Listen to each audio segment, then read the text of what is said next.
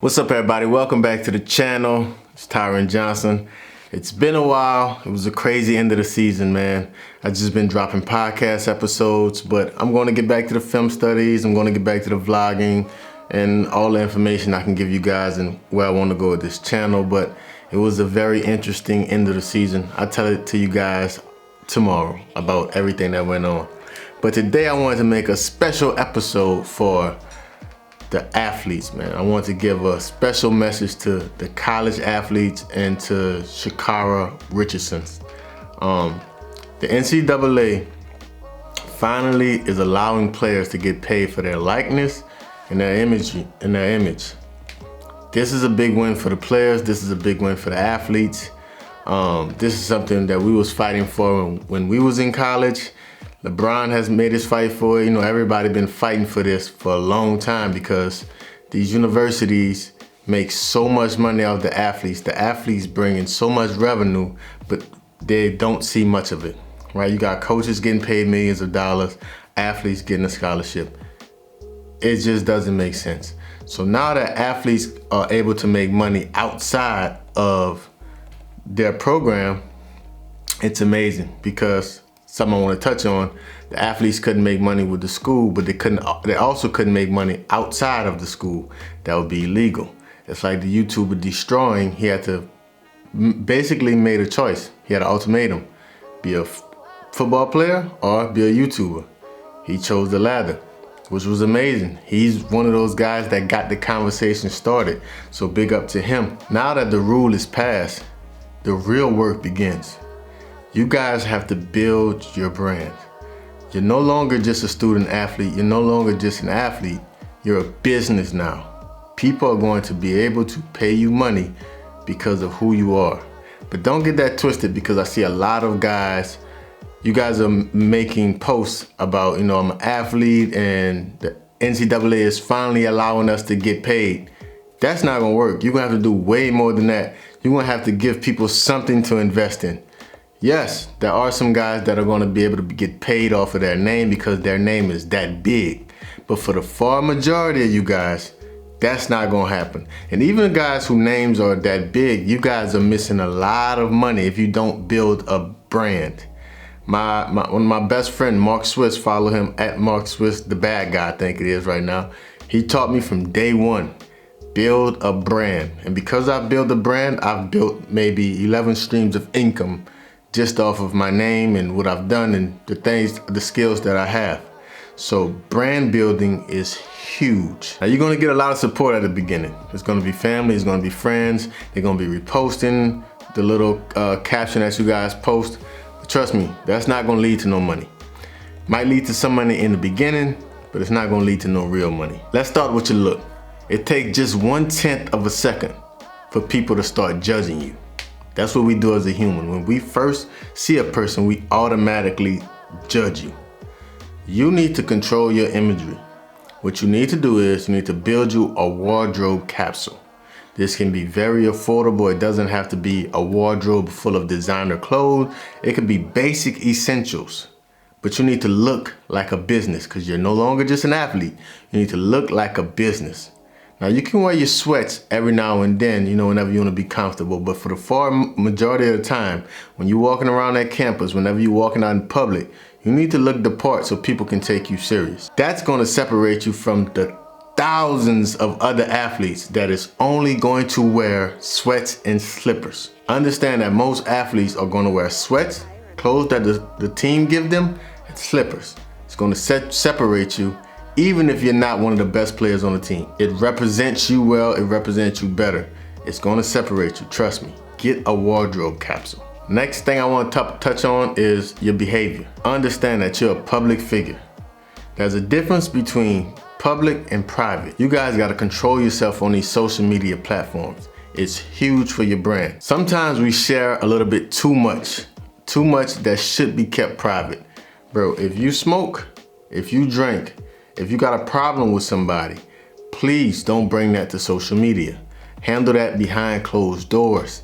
Don't let the public see you in a negative way. If they're gonna see you in a negative way, show your losses, show your failures, show your letdowns, your downfalls. But don't be on the internet smoking weed, drinking alcohol, or toting a gun or something like that. It does nothing to help you. It does nothing to help you. Now for me, it's nothing wrong with weed, it's nothing wrong with alcohol, it's nothing wrong with guns. But understand that perception comes with that. And companies want to invest in somebody they want to make their money back. They can't make their money back if people are going to perceive you as a person that's always high, always drunk, always toting guns, and arguing with people on the internet. Don't do it. Control your behavior on social media. It's very vital to your brand. It's very vital to your team. Everyone is paying attention to who you are and what you're doing. So if that's what they're going to be seeing, you need to present yourself in the best way possible. And I beg of you, cut the music. I beg of you, please, pretty please, if there's any pictures of you on the internet with your middle finger up like this, delete them. It's time to grow up. That, I don't know who started that, where you just take a picture and you point your middle finger. It does nothing for you. Nothing, especially when you're a professional athlete or athlete that's getting paid. It does nothing for you. Stop it. Hot in here, bro. There's no AC in France. Well, in my apartment at least. And I'm fired up because I want you guys to understand that I'm very passionate about this. Now, next thing. You have to make sure that your brand is on point. You got to create your logos, create your website, create your business cards, create everything that people can see you and where you can advertise yourself. You got to get your graphic design on point. You got to get your everything that basically is promoting you. You got to have somewhere where people can contact you or someone on your team so that you can talk back and forth with these people. The last thing you want is someone to be interested in you and they can't get in contact with you. Everybody not gonna be able to reach you on Instagram, Twitter, Facebook because it might be too much in your DMs. You might miss a company that really wants to work with you.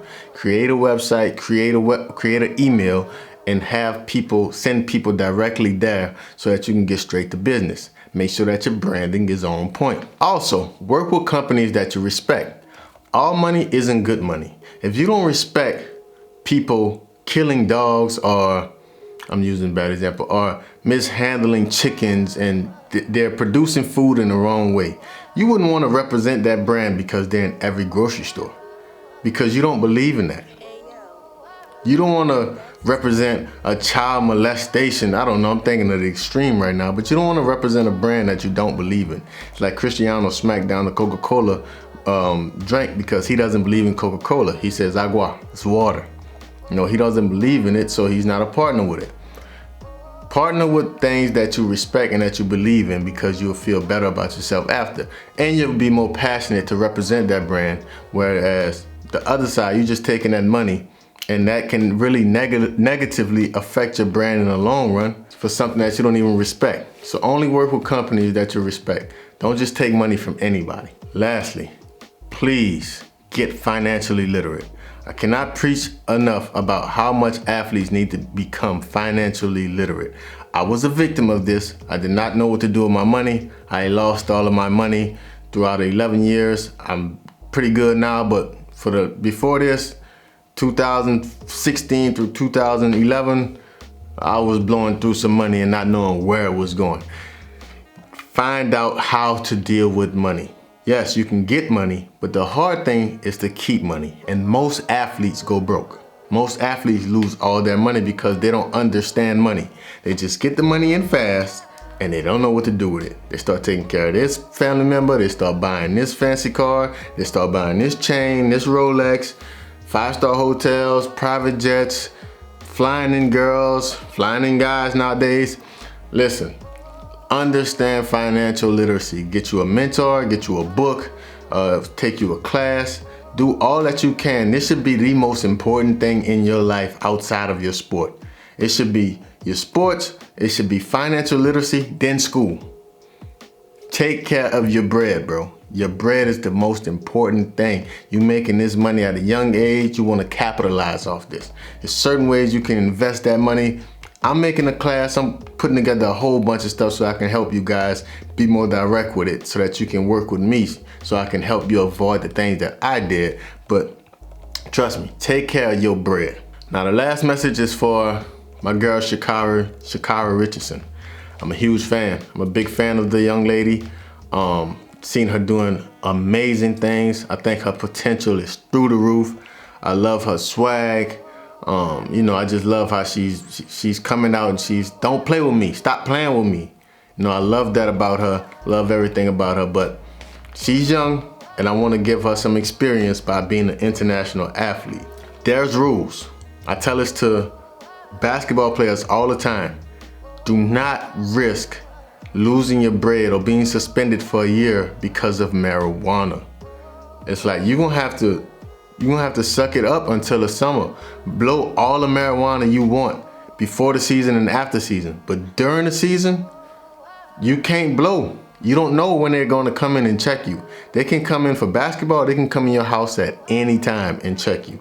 For track, I don't know how they do it, but I read somewhere that they say that, you know, you can use marijuana before or you can use it after. And if you're using it, you can have a certain amount. Don't play with them people, man. You've been working your whole life to get to this certain point. Don't blow it on a high. Don't blow it on marijuana. Now there's reports saying that, you know, your mother died or it's some tough time for you, but our society champions bad behavior. It's like, we gotta really understand how to deal with grief. There's many ways to deal with grief outside of drinking your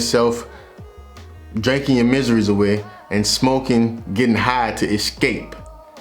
Now we gotta start teaching our kids, we gotta start teaching our community how to deal with grief instead of trying to escape.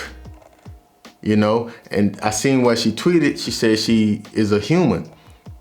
That sounds good, but you're also an athlete. And you're not only an athlete, you're an international athlete. And international athletes, they have rules.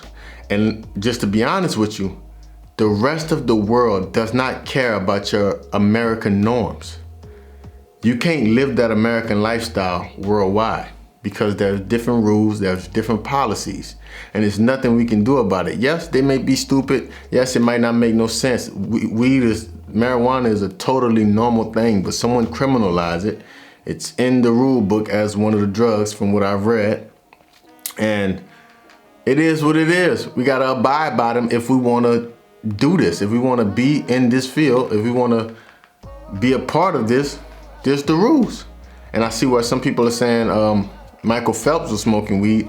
I'm not sure too much about Michael Phelps. They're trying to turn this into a black and white thing. We gotta stop this because I'm not sure if Michael Phelps was smoking weed. What I read was he did the event and in the off season he was smoking weed.